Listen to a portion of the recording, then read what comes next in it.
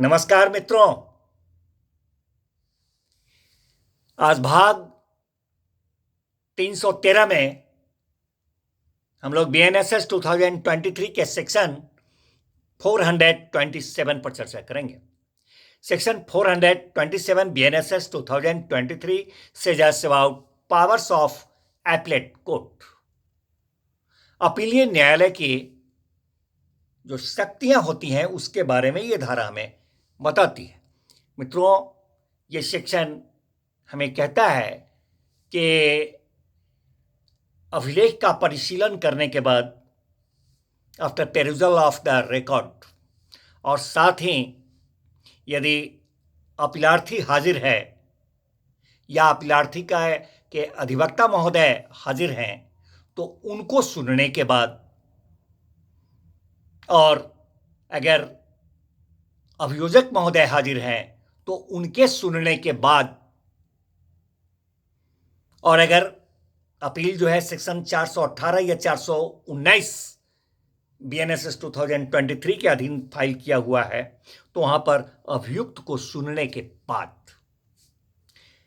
इन सबों को सुनने के बाद और रिकॉर्ड का परिशीलन करने के बाद, पेरुजल करने के बाद, यदि अपीलेट कोर्ट का, अपीलीय न्यायालय का ये अपना विचार होता है कि इस अपील में हस्तक्षेप करने के लिए there is no sufficient ground, कोई पर्याप्त आधार नहीं है, तो वहां पर वह अपीलीय न्यायालय जो है, अपीलेट कोर्ट, उस अपील को खारिज कर दे सकती है, या तो खारिज कर देगी या फिर दोषमुक्ति के आदेश से अगर अपील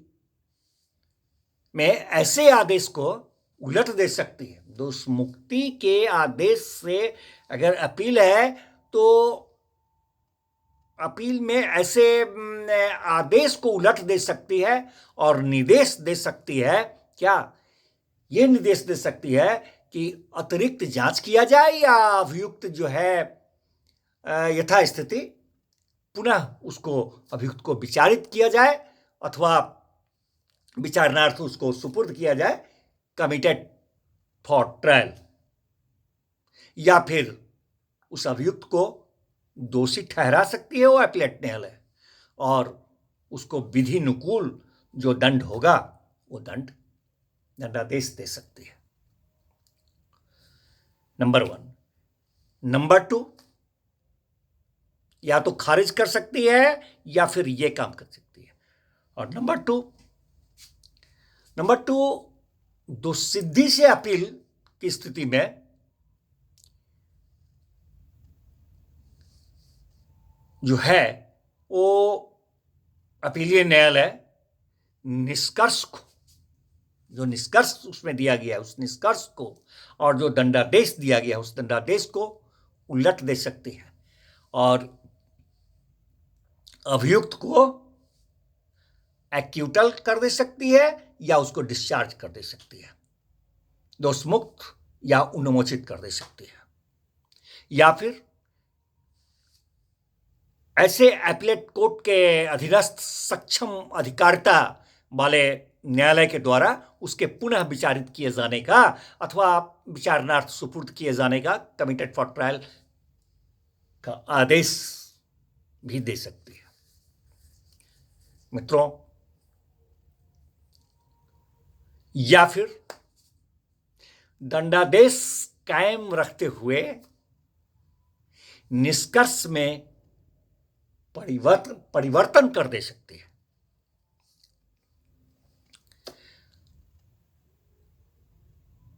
या फिर निष्कर्ष में परिवर्तन करके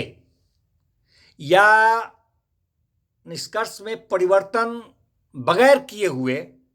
दंड के स्वरूप को या दंड के परिमाण को या इन दोनों को ही परिवर्तित कर दे सकती है, किंतु इस प्रकार का जो परिवर्तन होगा वह दंड में वृद्धि नहीं होना चाहिए, इसका ख्याल रखिएगा।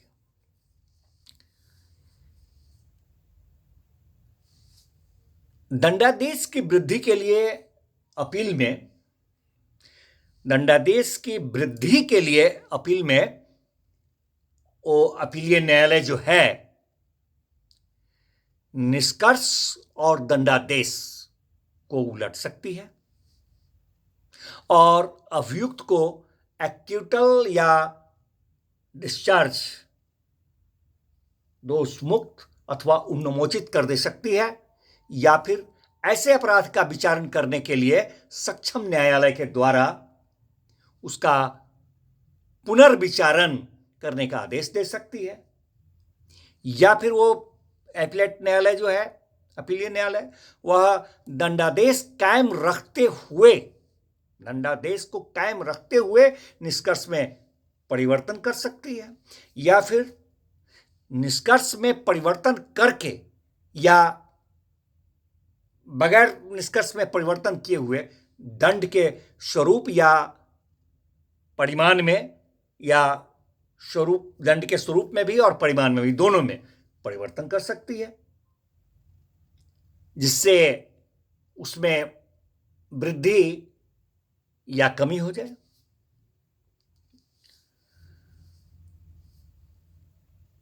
मित्रों, कोई संशोधन अपीलेट न्यायालय जो है कोई संशोधन या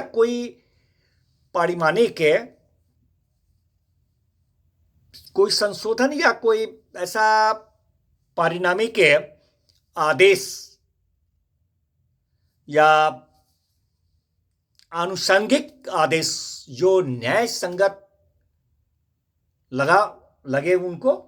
एपीलेट कोर्ट को अथवा उचित उनको प्रतीत हो वैसा भी वह संशोधन है या पारिणामिक आदेश है या आनुषंगिक आदेश जो न्याय संगत उनको लगता है उचित लगता है वो भी कर सकती है।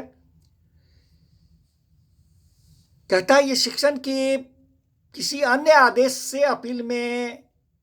ऐसे आदेश को परिवर्तित कर सकती है किसी अन्य आदेश से अपील